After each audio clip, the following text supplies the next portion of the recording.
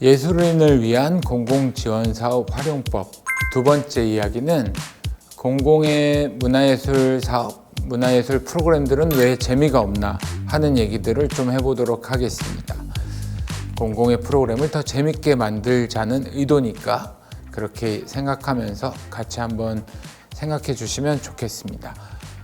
좀 이상한 얘기를 해보려고 합니다. 혹시 이 영상을 보시는 분들 중에 탁구를 치시는 분이 계실지 모르겠는데, 제가 최근 4년 동안 가장 미쳐있는 일이 탁구입니다.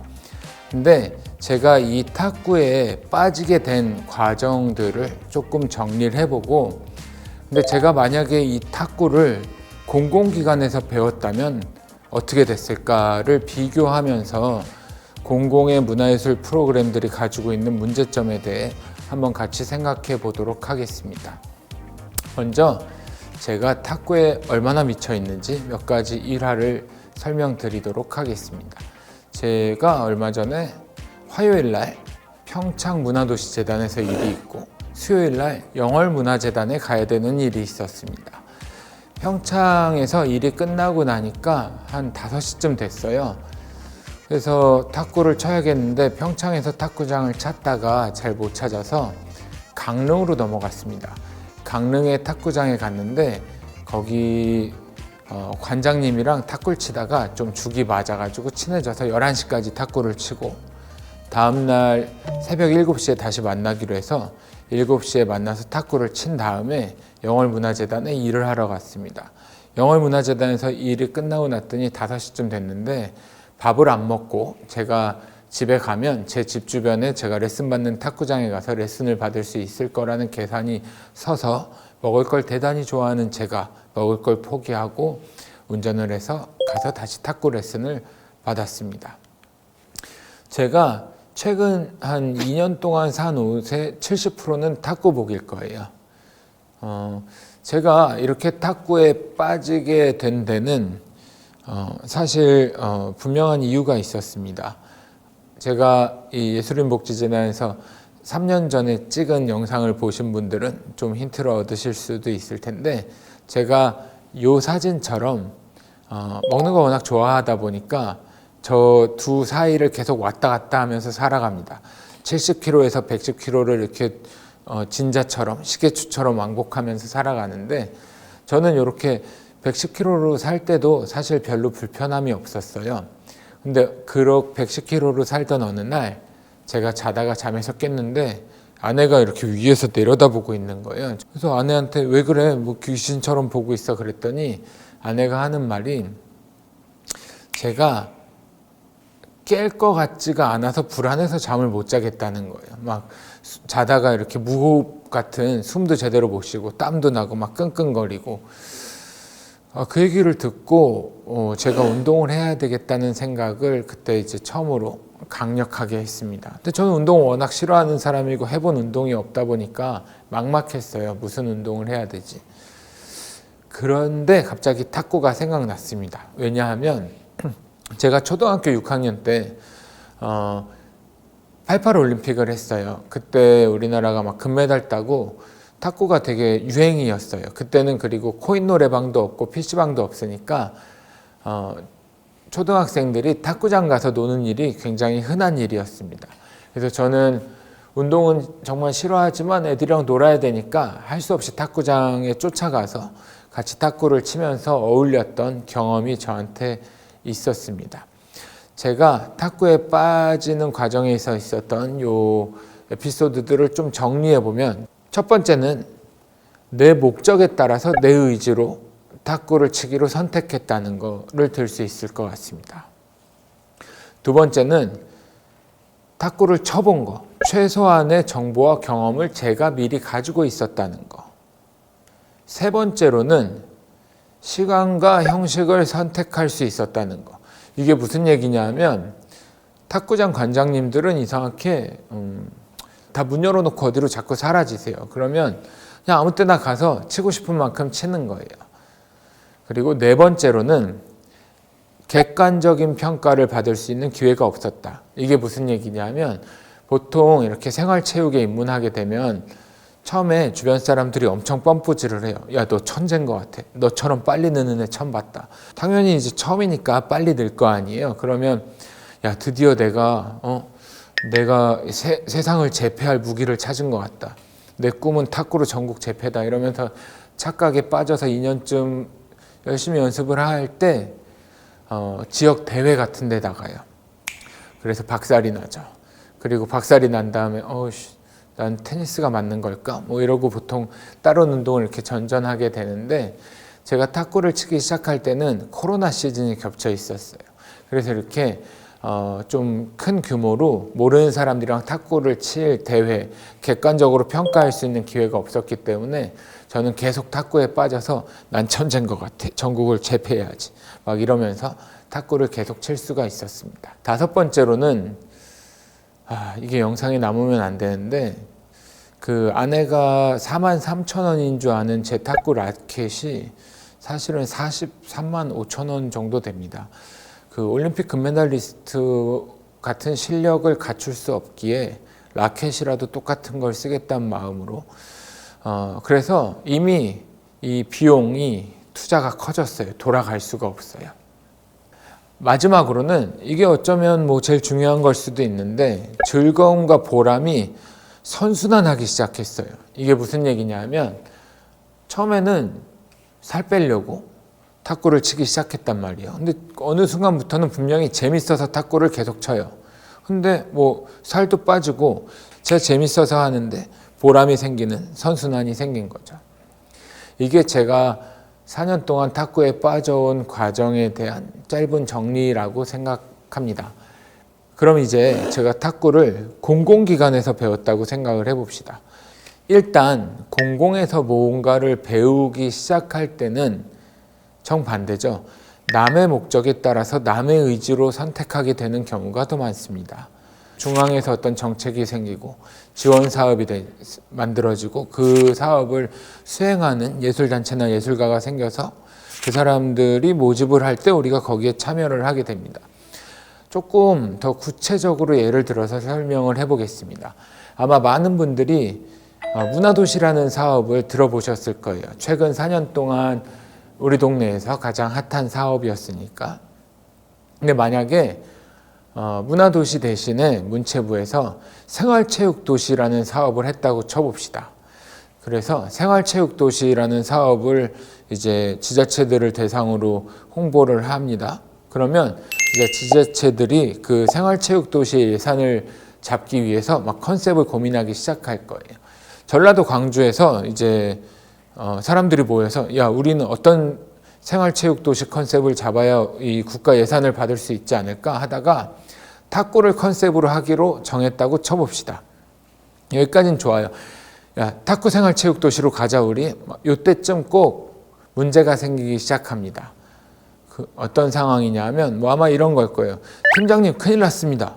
왜 그러냐? 저기 서귀포시도 탁구를 컨셉으로 간다는데요. 야, 하나 정도 겹쳐도 괜찮다. 전주도 탁구로 간답니다. 성북구도 탁구로 간답니다. 야, 큰일 났다. 그럴 때쯤 이렇게 패닉에 빠질 때 걱정하지 마라. 우리 광주시만 가진 어떤 고유한 차별성 있는 컨셉을 가지면 된다. 그러면서 결과적으로는 이런 게 나오게 되는 거죠. 무등산, 인권, 김치, 비안날레, 융합, 탁구, 치유 프로그램 같은 걸 만들면 이건 광주밖에 못한다. 그러고 참여자를 모집하게 됩니다. 그러면 탁구를 치러 온 제 입장에서는 탁구 같긴 한데 무등산, 인권, 김치, 비엔날레, 융합 탁구라는 건 무엇일까 하면서 고민을 하게 되죠. 비단 이런 문화 관련된 사업만이 아닙니다.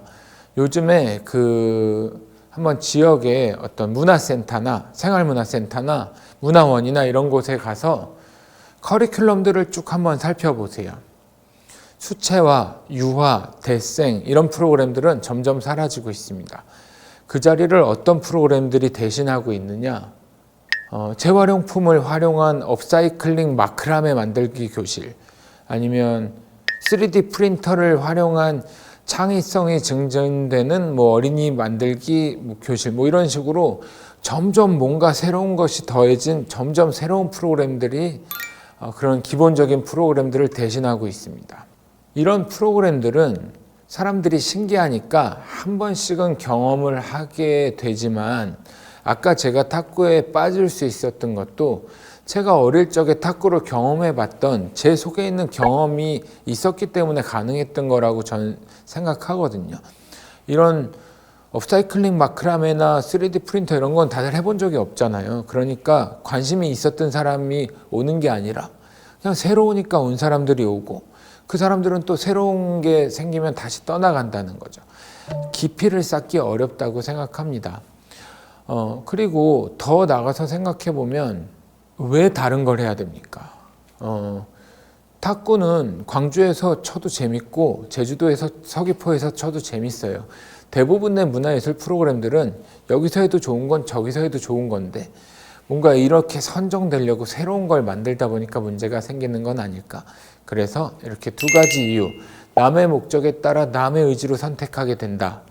그리고 두 번째, 미리 가지고 있는 정보와 경험이 제한적이다가 이 공공에서 제가 탁구를 배우게 됐다면 제가 지금 그러하듯이 탁구에 미치지 못하게 되는 원인 중에 두 가지라고 생각을 해봤습니다. 세 번째로는 뭐 뻔한 얘기지만 제가 공공기관에서 탁구를 배웠다면 아마 뭐 화요일, 목요일 오전 11시에 1시간씩 이런 식으로 배우게 됐을 거예요. 뭐 탁구도 마찬가지고 미술도 마찬가지고 음악도 마찬가지고 일주일에 2번 1시간씩 해서 이렇게 빠질 수 있는, 미칠 수 있는 게 과연 있을까요? 그래서 세 번째로는 시간과 형식을 선택할 수 없다는 게 문제라고 생각합니다. 네 번째로는 객관적인 평가를 받을 기회가 참 많다는 건데 무슨 얘기냐면 제가 공공기관에서 탁구를 배워서 막 탁구를 이렇게 열심히 치고 있으면 어느 날 갑자기 좀 잘 모르는 사람들이 세 분쯤 뭐 이렇게 서류 같은 거 들고 막 탁구장에 들어오실 거예요. 그래서 어떻게 오셨습니까? 그러면 저희 모니터링 왔는데요. 평가하러 온 거 아니니까 신경 쓰지 말고 보통 때 치던 것처럼 탁구 치시면 돼요. 그런 다음에 뒤에 세 명이 앉아서 막 뭘 적으면서 제가 탁구 치는 걸 계속 바라볼 거예요. 제가 그러면 탁구를 평소처럼 칠 수 있을까요? 당연히 못 친다고 생각합니다. 똑같아요. 만약에 아이들과 함께 하는 프로그램인데 저처럼 이런 무섭게 생긴 남자 3명이 들어와서 저희 평가하러 온 거 아니니까 하던 대로 하세요 하고 앉아 있으면 그 수업 날리는 경우도 많다고 생각합니다. 이 이상한 일을 공공에서는 하는 사람도 당연하게 생각하고 받는 사람도 당연하게 생각합니다. 이게 과연 당연한 걸까요? 그 다음으로는 특별한 소비나 투자가 필요하지 않다를 5번째 이유로 뽑아보고 싶습니다.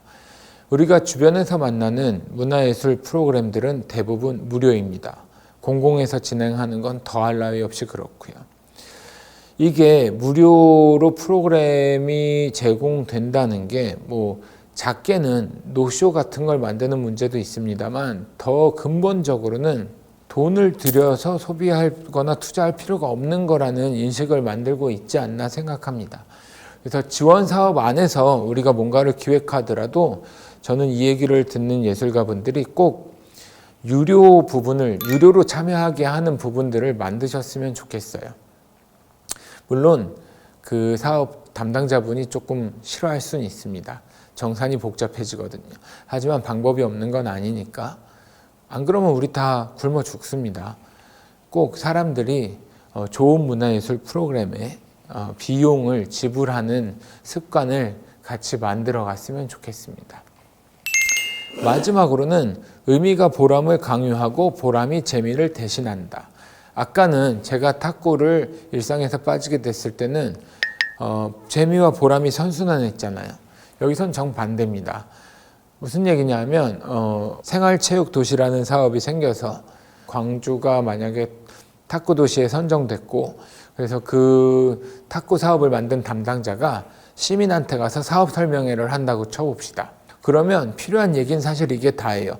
탁구 좋아하세요? 우리 광주 재단과 함께 탁구를 칩시다. 근데 이 설명을 현실에선 어떻게 하는지 아마 뭐 익숙하실 텐데 이런 식일 겁니다. 안녕하세요. 저는 광주재단에서 나왔는데요. 저희가 이번에 진행하고 있는 생활체육도시 광주라는 사업, 생활체육도시라는 건 유럽 생활체육도시에서 시작됐는데 그리스, 파리를 거쳐서 우리나라에선 5년 전부터 진행하고 있고 우리 광주시에는 여기에 이러이러한 컨셉으로 참여해서 이런 사업들을 하고 있는데 그 중에 사업 하나가 이 탁구 사업입니다. 탁구 치시겠어요? 라고 물어볼 때쯤이면 듣는 사람은 다 갔습니다. 관심 없는 얘기를 한참 설명하고 있으니까요. 이렇게 6번째로 의미가 너무 강요되고 있지 않나. 중간중간 마찬가지예요. 예술가분들이 어떤 사업, 지원 사업에서 사업을 받아서 포스터를 만들 때도 그 쓸데없는 정보들이 너무 많이 들어가 있는 경우가 많아요.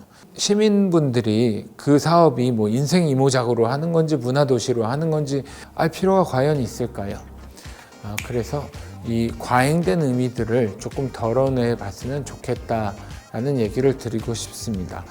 이렇게 6가지 이유를 정리해 보면서 제가 실제로 탁구에 빠졌을 때와 제가 공공기관에서 탁구를 배웠다면 이렇게 해서 빠지지 못했을 거라고 얘기를 한번 정리해 봤는데 우리가 참여하고 있는 지원 사업을 이런 기준에서 한번 다시 생각해 보셨으면 하는 마음에 준비한 이야기였습니다. 감사합니다.